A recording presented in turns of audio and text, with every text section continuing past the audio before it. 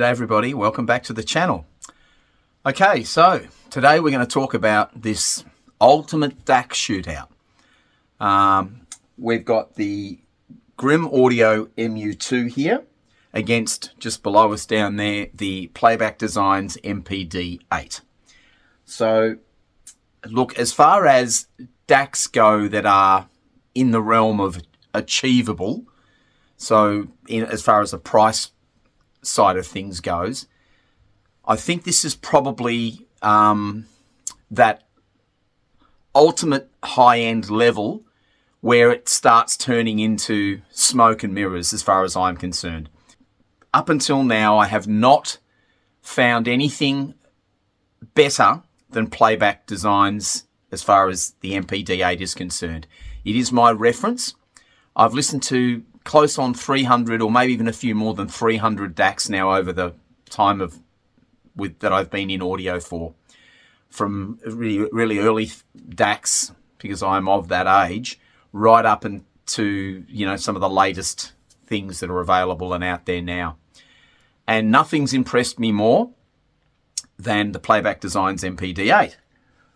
But then this little baby has come along, and the Grimm Audio MU2 is a special piece of equipment. Now, I'm going to pinch a term that was given to me by a good mate of mine last night, and he coined this phrase, and I'm going to steal it from him, and that is, this thing is the Swiss audio knife of digital. It is a one-box solution that, once you add a pair of active speakers too, so it would literally be a 3-box solution, and you are streaming audio through Roon with Qobuz or Tidal or one of the lossless streaming platforms, that would put this right up there with ultimately high-level audio streaming and audio in general. I'm going to have to break this DAC. Look, this has been an agonizing... I've been putting off doing this video for 2 or 3 days now, not because I don't know what I'm going to say, more to the point that needs to be some structure around how I talk about these two components. And I think we will start with the Grimm Audio MU2. You know, my reference has been the Playback Designs MPD-8 for some time now. And we will get to the DAC shootout side of it, but that's what I'm talking about. There needs to be some more to consider here. We need to consider what each of these two components will give you when you buy them, and we need to look at a price performance metric so that we are discussing what is the best bang for your buck, what are you getting for your money, and so on and so forth. And then we need to talk about my listening impressions and a description to give you around what both of these DACs sound like in my system when they're compared to each other. So if we start with the Grimm MU2 and we go through the list of things you get in this one box, you get a multiple analog input and digital input preamplifier. You get a Roon core. You get a server of either 2 or 8 terabytes of storage, all in one box. So what do you get with the MPD-8? Well, you get a beautiful, well sorted out analog volume control. You get 2 analog outputs, so you can run, as I do in my room, subwoofers and sending an analog signal off to your amplifiers or your preamplifier, or whatever it may be, and you get that option there as well, with multiple digital inputs as well, it must be said. But that's what you get with the MPD-8. Now, if we talk about price in this country, and this will obviously differ as we move around to different countries, the current price of the MPD-8 in this country is $42,000, just give or take a few dollars, $42,500. So that's the price point for the MPD-8. The price point for the Grimm Audio MU2 is around $27,000. So already we have quite an imbalance in relation to the price and also what you get for that price. And the fact that we are talking about these two components in the same sentence speaks absolute volumes for this thing right here. The MU2's analog volume control as a resistor ladder volume control is magnificent. There is no other word for it. Apart from the way it feels when you run your finger around here, that is one thing. But how it goes about controlling the volume is nothing short of outstanding. Most volume controls, as you go down in the volume control, certainly as with digital volume controls, there is a loss of dynamic transient response. So when you listen to things at a lower volume, they feel weak and they lose their energy. They lose their transient response. Not with this. You can listen to this down at quite low levels in here, as I've done very late at night, and on passages of music that have big transient sweeps, you would get a real representation of those volume changes at whatever level you select. And that is quite outstanding. It is quiet. It has the most blackest silent background of any preamplifier that I've come across in a combination like this. Nothing is better than this as far as its silence goes. I have to say that from that silence comes this sense of transient shock almost when something loud happens, because it's coming from such a dead quiet background. That's not to say that the Playback Designs MPD-8 is not every bit as good, because I believe it is every bit as good in that department. But the fact that you've got two analog inputs on the back of the MU2, both in single-ended and XLR, and you've got AES EBU, you've got SPDIF, you've got Toslink inputs on the digital side, and all able to be controlled as a true preamplifier, is nothing short of outstanding. And I'll go as far as even to say this. I've heard preamplifiers that cost as much as this whole unit costs that this would embarrass. So that's a very, very big statement, but it is, and I can hand on heart say that's the case. This thing is almost worth the price of admission just for the preamplifier. And we haven't got to the really good stuff yet. So, yes, this is going to be a glowing review because this is a new level for a one-box solution. This is a new reference for a one-box solution. What I cannot understand, and on other products that I've looked at recently on this channel, when you cram everything into the one box, you pay the price from a sonic point of view for doing that. So this thing's got a computer in it. This thing's got a hard drive in it. This thing's got a very sensitive DAC in it, and it has an analog output stage, a very good analog output stage. And it's silent, folks. It is shockingly silent. And so that's, I guess, will lead a little bit into why I'm so impressed with the preamplifier aspect of this one box solution, let's call it. The Swiss audio knife, as we will call it. It's got a beautiful screen on it. I mean, I'll give you a bit of an understanding just exactly how good this is. I wasn't going to do this, but let's do it.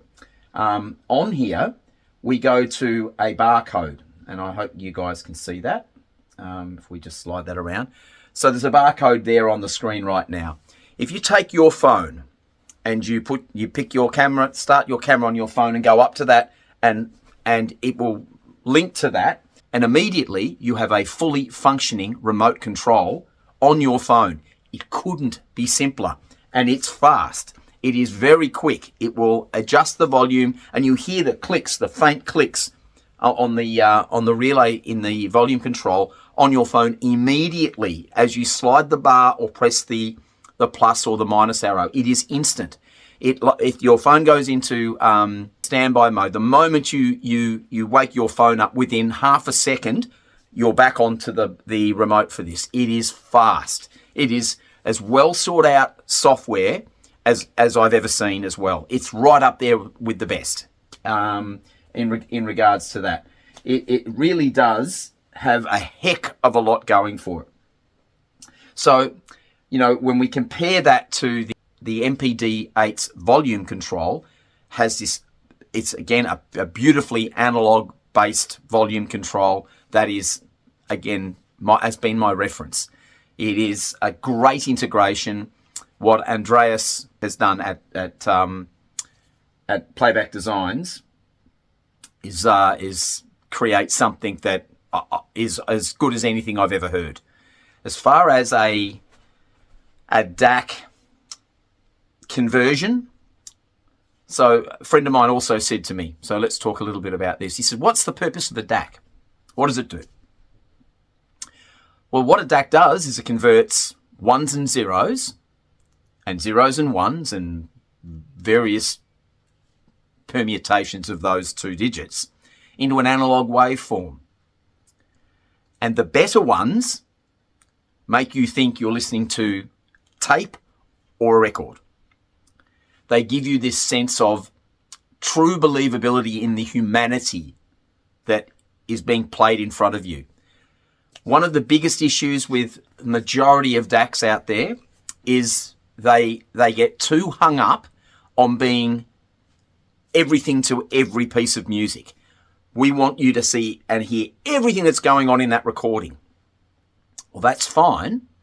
But what happens with that for most people is about 15 or 20 minutes after they've started playing music on here, their mind is starting to think, what have I got to do next? What's the next thing I've got to do? They start disengaging with the music. They start finding themselves being distracted by other things that they might need to be doing. With the MPD-8, I lose hours and hours and hours in here. I keep wanting to go on and press the next button, the next thing on my rune list, the next thing I want to listen to, the next new thing that I haven't heard before, because I want to hear the next thing and the next thing. And I get a phone call from my wife or a, where are you? And you should be here. And I've completely lost track of time.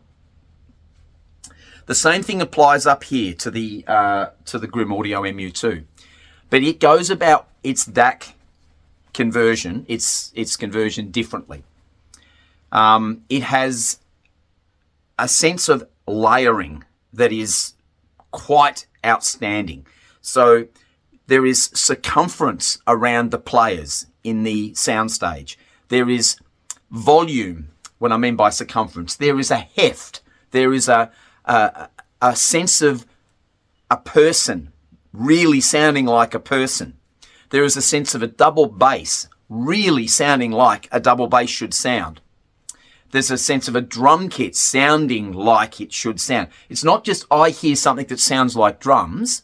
When you close your eyes and you've got a three-piece jazz band in front of you, with this, it sounds like they're in the room with you as much as it does with the MPD-8. So once again, when we talk about $27,000, $42,500, and we're talking in the same sentence that these two items are comparable, then that is a huge, huge positive for what Grimm Audio are doing.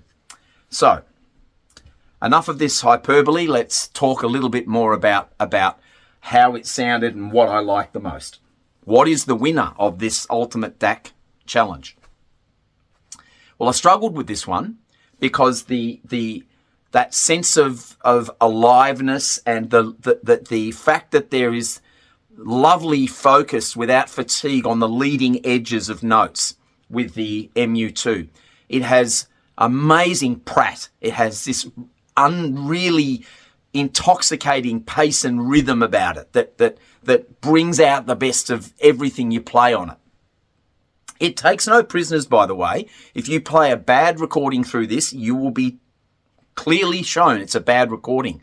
But boy, oh boy, when you play a good recording on this thing, it is totally immersive in every way. Like the soundstage width, as I've spoken about, depth in the soundstage, as good as anything I've ever heard, as good as the MPD-8.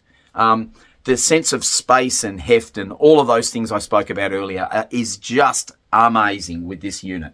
This thing has an amazing preamplifier in it. It is literally a one-box solution that plays right up there with the big boys.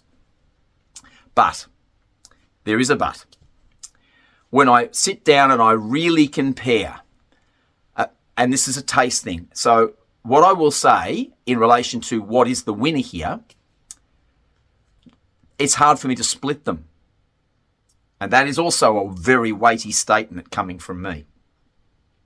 But it is hard to split them because this does things as I described, whereas the MPD-8, it feels like a warm cup of hot chocolate in front of the fire on a cold winter's night.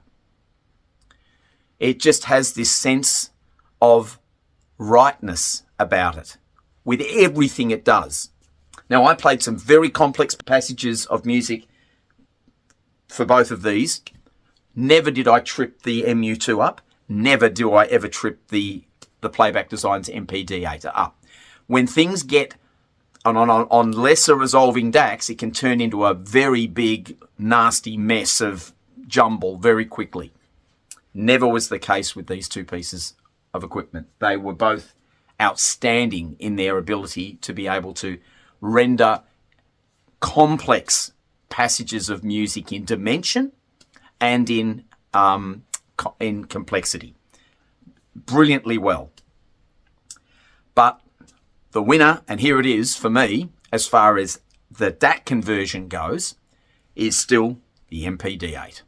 The MPD-8 still sounds like analog to me. This has all of the detail, all of those things I described, but it gives you a sense that you're listening to something that is digital. But certainly not in a fatiguing way, not in an etched way, or any term we could come up with. It is a taste issue for me. The MPD-8 has just a total rightness. It is still my reference when it comes to converting a digital signal into an analog waveform. This is outstanding at the job it does, the Grimm Audio MU2. Outstanding at what it does. And I'm just as enamored with this as I am with the MPD-8 for those reasons I talk about. I love a good dose of this. There are passages of music I played with this that just made me giggle like a 13-year-old. And the sense of rightness that comes from the MPD-8, the sense of total and utter believability that this is an analog thing I'm listening to and not digital is still my reference as far as that goes. But there's another but.